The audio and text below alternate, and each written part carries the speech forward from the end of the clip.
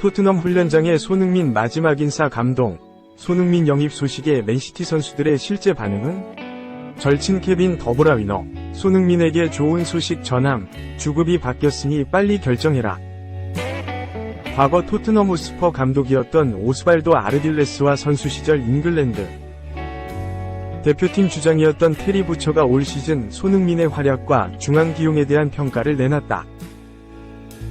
아르딜레스와 부처는 오는 6월 6일 경매하우스 아구트에서 열리는 1986년 디에고 마라도나의 골든볼 트로피 경매를 홍보하는 자리에서 만난 자리에서 손흥민에 대한 이야기를 나눴다. 아르딜레스는 선수 시절 등번호 7번을 달고 토트넘에서 10년 동안 뛴 레전드다. FA컵 우승 2회, 1980에 1981, 1981에 1982, 유럽축구연맹, 우에파, 컵, 1983에 1984, 우승 멤버로 활약한 바 있고, 감독으로 토트넘을 맡기도 했다. 장신 수비수였던 부처는 입스위치 타운, 레인저스에서 전성기를 보냈고, 잉글랜드 대표팀 주장을 역임했다. 아르딜레스는 손흥민에 대해, 그는 정말 훌륭하다. 그가 클럽에 도착했을 때 모든 사람들이 한국에서 왔고 아주 잘하진 않을 것이다 라고 말하는 걸 기억한다. 그러나 조금씩 그는 플레이로 우리 마음을 사로잡았다. 그가 기록한 득점 기록이 이를 말해준다. 나의 7번 셔츠를 입었고 일부 사람들이 옷이 아르딜레스의 애칭 만큼 잘하진 못할 것이다고 했지만 그는 뛰어난 선수이고 현재 클럽의 주장이다. 특별한 축구 문화가 없는 나라에서 온 그가 성취한 것은 훌륭하다 라고 칭찬했다. 부처는 이번 시즌 중앙 스트라이커로 변신한 손흥민에 대해 이야기했다. 손흥민은 토트넘 입단 후 주로 측면 공격수 역할을 맡았지만 이번 시즌을 앞두고 해리 케인이 바이에른 뮌헨으로 이적하면서 중앙으로 자리를 옮겼다.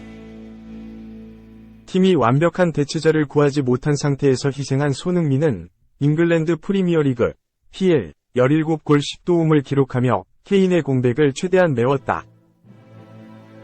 부처는 토트넘은 전방에 지도자가 없었다. 최고 득점자이자 지도자가 클럽을 떠나고 공백을 채우려는 건 노력해야 하는 문제다. 대체자가 케인처럼 골을 넣고 이것저것 하기를 기대한다. 손흥민은 중앙에서 뛰는 걸 시도했고 나는 그가 넓게 뛰는 게 낫다고 생각한다. 그는 골을 넣을 수 있지만 보통은 스트라이커가 아닌 다른 각도에서 들어온다.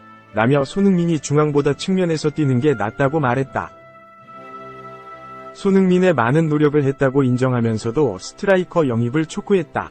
부처는 케인과는 다른 리더십을 가지고 있고 팀 동료들에게 다른 역할을 하지만 그는 노력했다. 정직한 소년이고 양말이 벗겨질 때까지 뛰었다. 정말이다. 모두가 그가 잘하는 걸 보고 싶고 그는 잘할 것이다.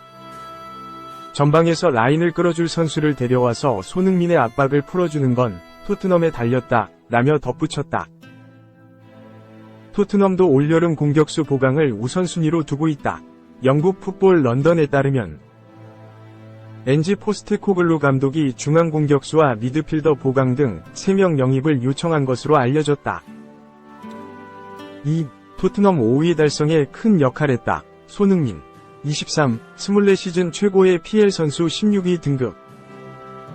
영국 기브미 스포츠는 20일 이하 한국 시간 2023-24 시즌 PL에서 최고의 활약을 펼친 선수 20명을 공개했다.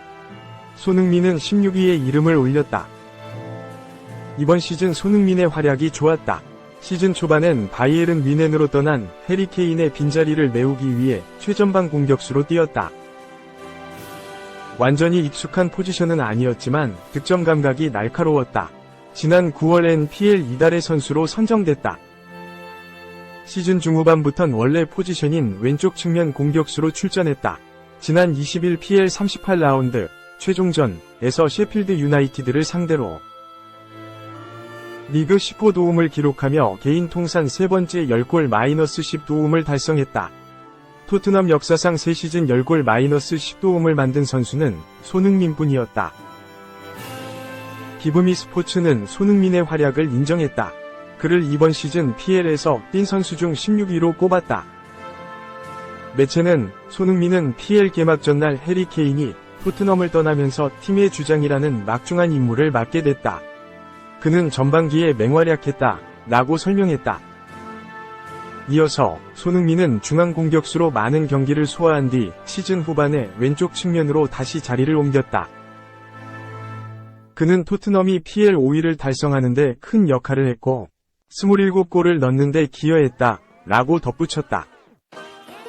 한편 이번 시즌 엄청난 경기력으로 맨체스터 시티의 우승을 이끈 필 포든이 1위에 선정됐다.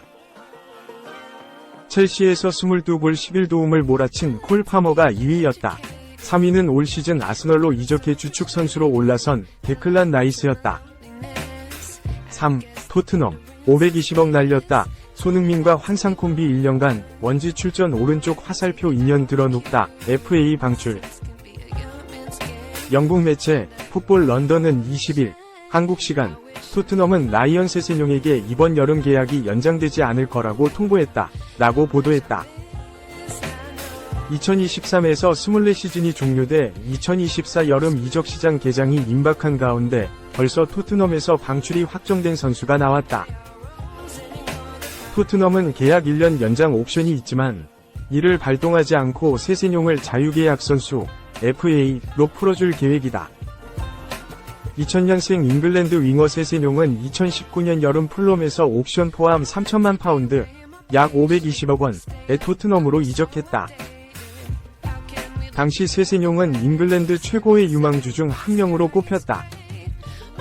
그는 2017에서 18시즌 잉글랜드 챔피언십 2부에서 만 18세임에도 46경기 15골 6도움을 기록해 팀의 프리미어리그 승격을 이끌면서 큰 주목을 받았다. 그러나 많은 기대를 안고 토트넘에 합류한 세세뇽은 프리미어리그의 벽을 쉽게 뛰어넘지 못해 고전했다. 또한 부상까지 겹치면서 토트넘에서의 입지가 줄어들어 독일 분데스리가 호펜하임으로 임대를 떠나기도 했다. 세세뇽은 2021에서 22시즌 후반기 안토니오 콘테 감독 밑에서 중용돼 좋은 활약을 펼쳤는데 이때 손흥민과 좋은 호흡을 과시해 눈길을 끌었다. 그가 선발로 출전한 2021에서 22시즌 마지막 리그 6경기에서 손흥민은 6골 1도움을 기록하며 생애 첫 프리미어리그 득점왕을 거머쥐었다. 두 선수의 호흡은 다음 시즌에도 이어져 시즌 초반 이반 페리시치와 뛸 때 공격 포인트를 올리는데 어려움을 겪었던 손흥민은 세세뇽과 함께 출전한 5경기에서 3골 2도움을 기록했다. 손흥민과 함께 왼쪽 측면에서 좋은 활약을 펼쳐 드디어 잠재력을 개화하는가 싶었지만 그의 고질적인 문제인 햄스트링 부상이 발목을 잡았다. 지난해 2월 햄스트링 부상으로 시즌 아웃 판정을 받은 세세뇽은 2023에서 24시즌 개막을 앞두고 7월에 다시 수술을 받으면서 복귀 날짜를 뒤로 미뤘다. 그는 지난 1월 잉글랜드 FA컵 경기에서 복귀전을 가졌는데 또 수술대에 올라 이번 시즌 1경기만 뛰고 시즌 아웃 판정을 받았다. 잦은 부상은 토트넘이 세세뇽을 포기하기로 결정한 계기가 됐다. 2019년 토트넘 유니폼을 입은 세세뇽은 호펜하임에서 임대로 뛰던 시절을 제외하고 지난 4년 동안 토트넘에서 단 57경기만 출전했다.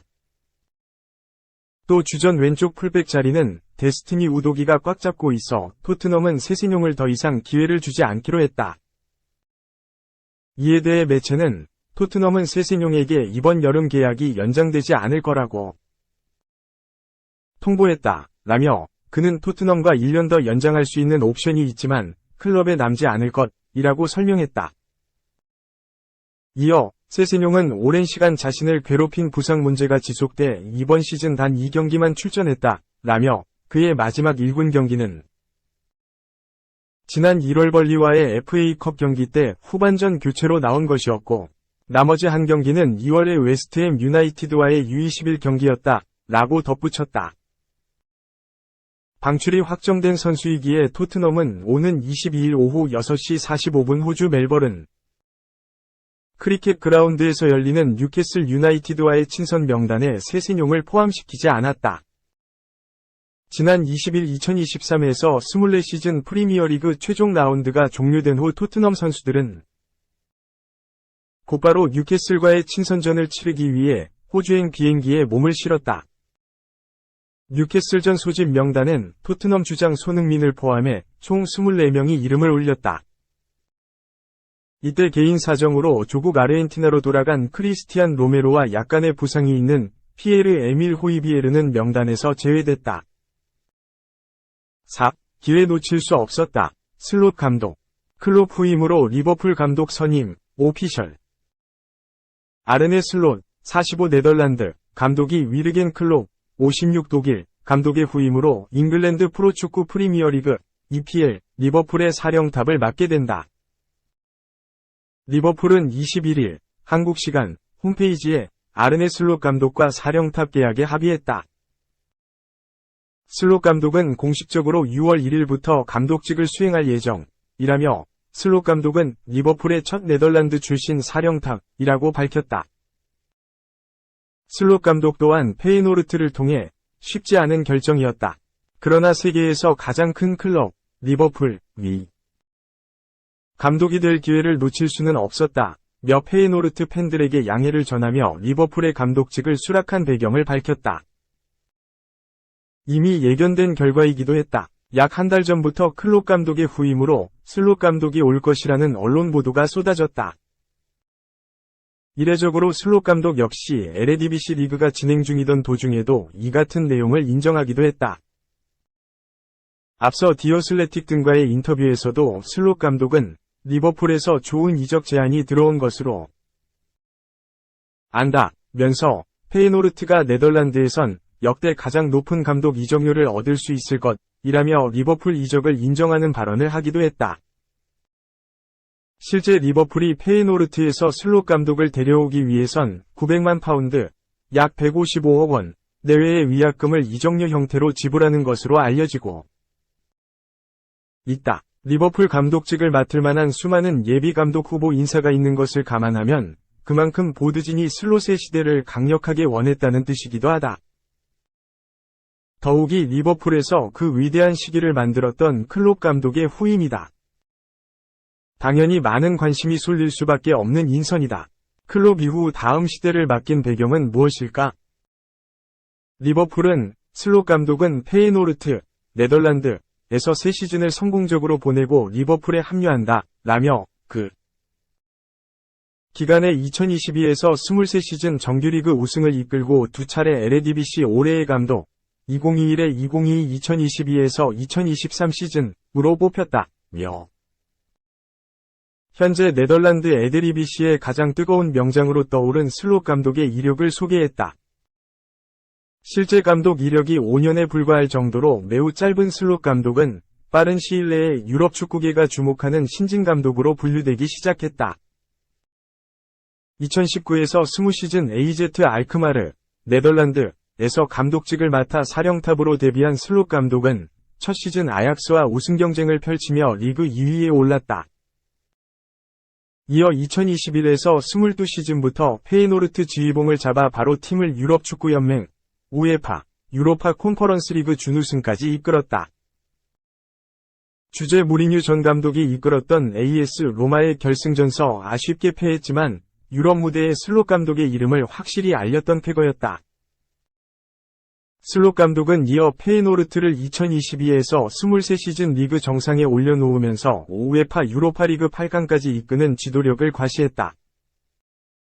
아약스 천하였던 에레디비시에서 PSV까지 3강이 반열에 오른 것은 물론 이들보다 훨씬 적은 클럽 규모에도 내실 있고 경쟁력 있는 팀을 만든 것으로 평가받는다. 특히 요즘 감독들에게 필수적으로 요구되는 전술적인 능력이 뛰어나고 선수단 관리 등에도 장점이 있다는 평가를 받고 있다. 하지만 리버풀의 21세기 최고의 감독인 동시에 역대 최고의 감독으로 꼽히는 클롭 전 감독의 후임이란 점이 가장 큰 방해 요소다. 클롭 감독은 지난 2015년 리버풀 부임 후 구단 역대 최고의 감독으로 발돋움했다. 초반 어려움을 겪었던 그는 강한 전방 압박과 빠른 공격 전개를 통한 개겐 프레싱으로 팀을 탈바꿈했고 모하메드 살라, 사디오 마네, 버질 반다이크, 앤드류 로버트슨 등 핵심 선수들의 영입과 성장을 통해 유럽 최정상 구단으로 자리매김했다.